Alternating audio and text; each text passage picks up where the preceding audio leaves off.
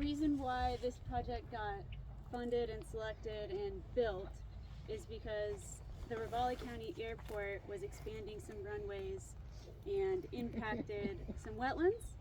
And so as an offset, they had to pay for wetland mitigation.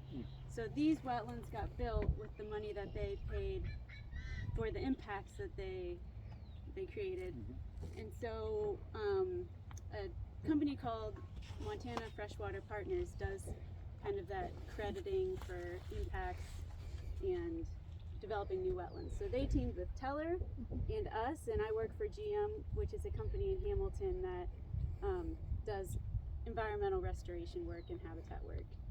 So all three of us together worked to build this project, and we just finished recently, but this water that's flowing through the culvert will eventually fill up this whole site and flow all the way down to kind of where we crossed the bridge at the beginning.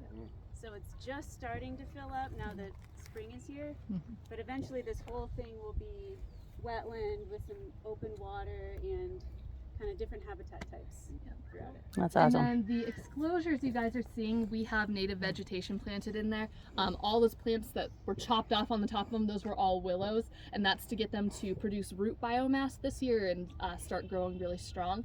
They act as a buffer along this wetland, so they kind of control the water flow. They keep it from flowing where it shouldn't be flowing, and once again, great wildlife habitat, so they're awesome to have. There are a couple other species. You'll see some of these exclosures that don't have willows in them. We have wood rose planted in those, currants. We have, I think, a red dogwood osier in there, and I believe a couple aspens we have planted throughout this as well. So they're just fenced off right now to protect them from moose and other grazing animals that we have. Once they get large enough over the years, we can remove fencing and we'll shift where everything is and keep things growing up here. But previous to this project, this was pretty much just a cheatgrass meadow, which that's not great habitat for anything. So we are really happy to have this happening here on Teller now.